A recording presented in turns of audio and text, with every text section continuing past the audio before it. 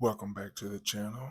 Today we're about to do a reaction of an interview from Lucielle Black.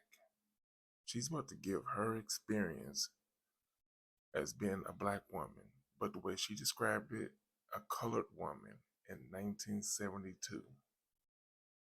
As always, don't forget to like, share, watch more videos, and subscribe to the channel. My name is Lucielle Black, and I live in Union Bridge. And I have been here for 32 years. I moved in 1972.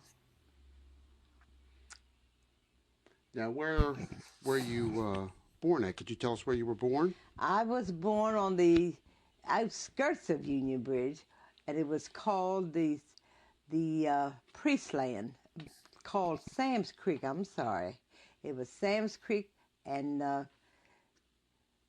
Hawks Hill Road. And that's where I was raised as a child. And we moved from there in 1936 when my father passed away. And we came to Union Bridge, my mother and my other three siblings, which was my brother and two sisters. And we moved in with our Aunt Carrie and our grandmother. And they lived here in Union Bridge. Could you just say something about what it was like in Union Bridge at that time? You said 1932? 1936. 36. Could you tell us something about 1936 Union Bridge? Well, it was this, you know how the whites are with the blacks. They felt they was much better, and we had to sort of be under them. And at that time, well, really, we didn't know too much, didn't know any better, because whatever they said probably we practically done, or we had to do. And when we went to different things like the movie theater, well, when we bought our tickets, well, we had to go outside of the booth and go around the side and go up a long steps and see the movie. And of course, the whites, all they had to do just walk right in, and they went, as the seats go down, they just walked right down into their seats, but we had to sit upstairs in a little small area. What do you think they were mainly trying to prevent by keeping black people and white people from coming together? How about shopping in the stores? Were there stores in Union Bridge at that time, downtown? Oh, yeah, there were stores. There were stores, and one of our main stores was Ingles up here on the corner where the Pizza Hut is now. And he had everything in there, and that's where most of the blacks did most of their shopping, because you could get everything in there, from meats to whatever, clothing. Now, as a young lady growing up in Union Bridge, job opportunities, working, was there things available to you? Well, I'm sure it was, but right at that time when I moved in here, I was about only 9 years old, so I wasn't in the working force then. Because when we moved to town, I was 9. And well, at 9 years old, what's one of your good memories of being 9 years old, as far as like playing, uh, having friends, neighbors? Did you your neighbors and stuff like that? Oh, yeah, well, we had very nice time playing with them, the girls that I went to school with. And, you know, we just played dodgeball, and we pitched horseshoes, and we did all those things. We had a very nice time. And then, of course, we went to church and went to Sunday school. And it was real nice. I had a very nice childhood. You know, the one thing I've never quite understood, even though you can be living during horrible times, as a kid, you don't quite see it. Like, take for instance myself.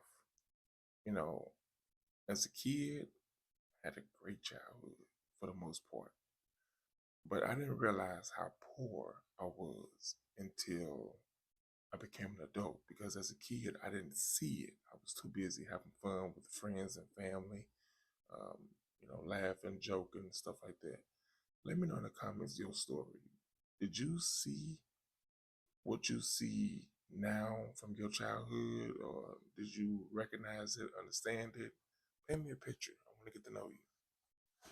But but with the blacks at that time, you was always in the back. You had to go around the back to do things, and you had to wherever you went at. And if you went in the store, no sooner you got your things, whatever you wanted, you had to come right out. You couldn't sit down or hardly talk to anybody. You had to get your bag and go.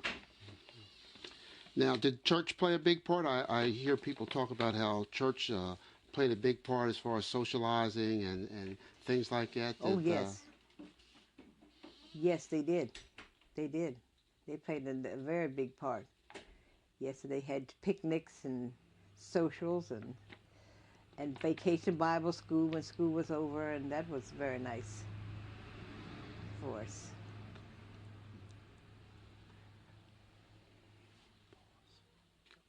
How about school? Where did you go to school at? And your teachers. Could you Yeah. tell us a little bit about that? About school. Well, now we went to school. This was I guess about 2 miles out of Union Bridge, and it was a one-room school. Most of the time we walked to school, but we could ride on the bus, which was driven by Mr. Howard Davis. And if we had to pay 5 cents to ride, but that's what he charged us to ride the school bus. And of course we always got there earlier before school opened, and we could play and all that in the school and outside the school before it was time to go into class. And then, of course, our janitor during that time was Boney Green, and he always had this floor nice and hot, and it was real nice in the school.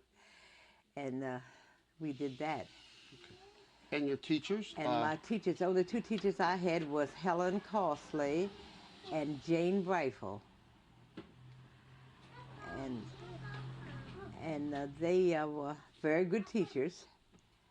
And everything was fine. And like I said, it was the first to seventh grade, and it was all in one school from first grade. We sat when one class was having their teaching, where we had to do our work or be quiet, and that's where it was. Then this one-room school had seven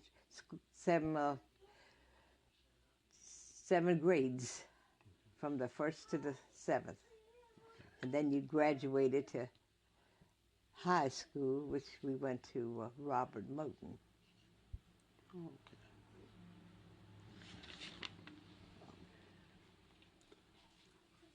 Now, what was some of the things you, going back to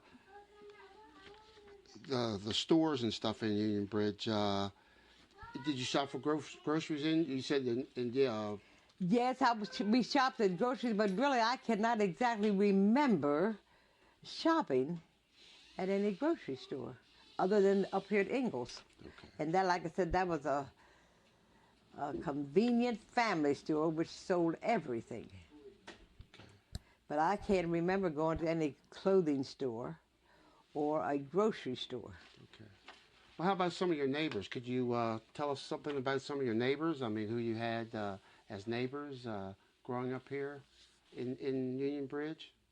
Well, we had the Dowry family. That was Miss Edna and her family, and we were very close to them. And then I knew the Milberries, which was Dorothy Brown's aunt and her grandmother, because I used to go to her house practically every day, to Miss Annie Milberry's house, and play with Dorothy, and I would play. So I remember them very well. And I don't know if there's anybody else I can recall or not. And then I knew Miss Minnie Walker and Gloria, her daughter Gloria. We were very close friends. But I can't recall of anyone else. And then, like I said, we was out on the creek called Sam's Creek. We went to their church, the Gospel Spreading Church. I don't know what church that was called then, before that. But then we used to go to Sunday school out there, and I knew all those neighbors, Mr. Clay Smith and his family, and Christine Jones and Danny Jones, and all those, Emma, and all those people out there. And I understand you have an interesting story about your father and the buggy when you was a young child. Yes, my father he had three ways of transportation. He had a spring wagon, which he drove to work, which he worked at Lehigh. And then he had a buggy, which was a two-seated buggy. And then he had a surrey. And this surrey was our transportation on Sundays when we went to church. And of course, back in those days, when you went to church in the morning, sometimes you stayed all day because they had different things in the afternoon and you didn't come home till evening. Well, of course, we would play and what have you. And as you know, as children, the minute you get in a car or get in a buggy or get someplace and start riding, on your way home, you go to sleep. So I would go to sleep as soon as I got in the car, in the buggy, and so would my sisters and brothers. But when it was when we got home and time to get out of the car, out of the buggy, Sari rather, that she would call, my mother would call and once about get up now, it's almost till we're home. And they would get up and hop out the car, hop out the buggy, and go on and start in the house. And I wouldn't get out the buggy because I said I'm sleeping, I can't walk. And my father would have to carry me in, and they would get so angry because they had to walk and I had to be carried in. And I would do that all the time. So that was Tell me some tell me some stories about your father that you remember when you was a kid. a lot of fun too because, well, I really was sleepy. And I just said I'm not gonna walk. So I would cry and kicked and stomped and all that tamper that you do, when you're a child. And then I was carried in. So when you get carried in all the time, we've got to walk. So I could that stayed with me. A lot of things when you're young will stay with you, and some things won't. So sometimes I couldn't remember hardly anything. And as a child growing up, because when my father passed away, I was only 9 years old, and so many things at 9 I can't even remember. Well, it's been such a long time ago, because my father passed in 1936, and I can't remember that far back. Okay. Um, I heard mention also of, is it your grandfather, great grandfather that was in the Civil War? No, I don't know. The harp gentleman? Oh, maybe my grandfather was. So I really don't know. I don't even know that. Could you tell us something about the clothes that the ladies wore when you were growing up that you remember? Well, most of the ladies wore long skirts or long dresses, and then when they did their housework, they always had an apron. Years back, they always wore apron whenever they cooked or anything. It was the apron. The apron was as long as a dress, and it was tied in a Tell me, how has the style of clothing changed from your childhood compared to now? sash in the back, and everything was nice and starched and stiff. You know, their clothes they kept nice because they washed them, and they washed them in two sets of waters, the bluing and then the other rinse water. They starched them. They made their own homemade starch, and they were just always so nice and bright and clear and pretty. It wasn't this wash and wear like we have now. Because nowadays, I don't think there's too many people that aren't, because they usually had to wash and wear clothes. But the clothes that you would iron looked so nice when they came out and wore them. Because, people would get a 2 or 3 baskets of clothes where they would sprinkle them and fold them down in a basket and then sit at the ironing board and iron all day long. And the clothes look so nice. Now that people don't know what an iron board look like, because I don't hardly myself. So, You say women always wore a hat on Sunday to church? oh yes, every lady in church had on a hat. Now I go to church and hardly anybody has a hat on their head but me. But I like my hats and I wear them.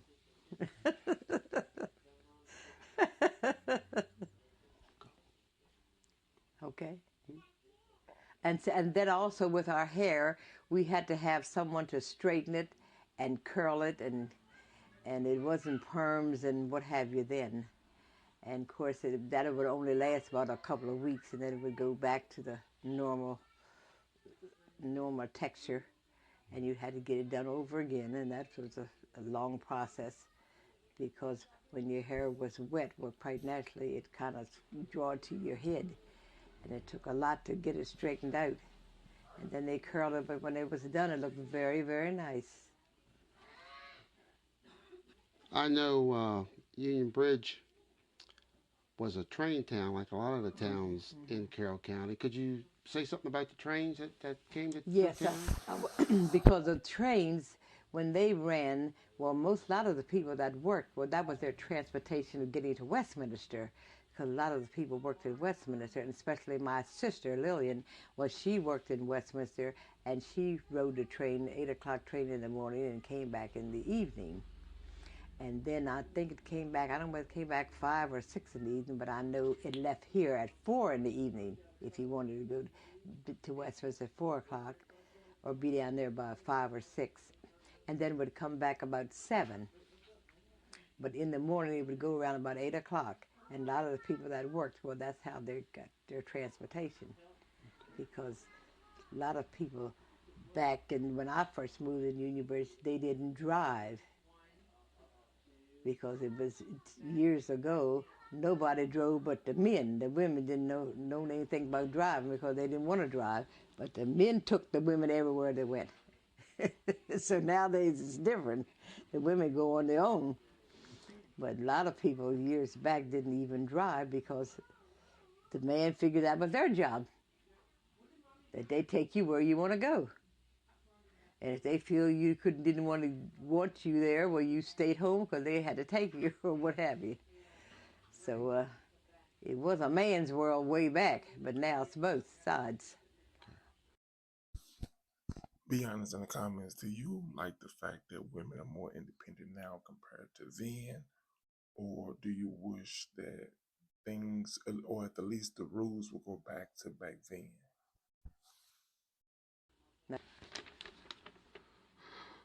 What do you like most, or what did you like most about growing up in Carroll County, and what's some of the things that you like the least about growing up in Carroll County? Could you talk about that a little bit? Yes.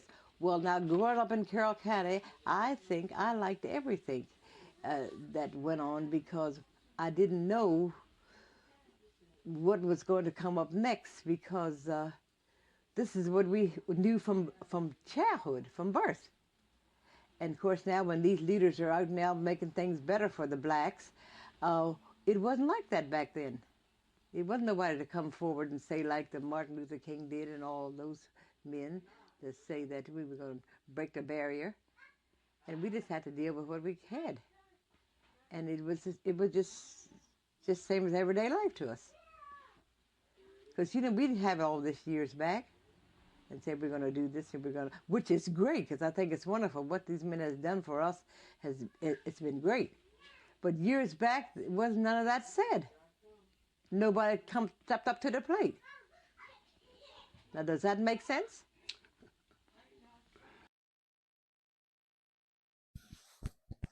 I want you to take this time and tell me your thoughts about this video. Compare your life to hers. Tell me the similarities and tell me the things that are different. And as always, don't forget to like, share, watch more videos, and subscribe to the channel.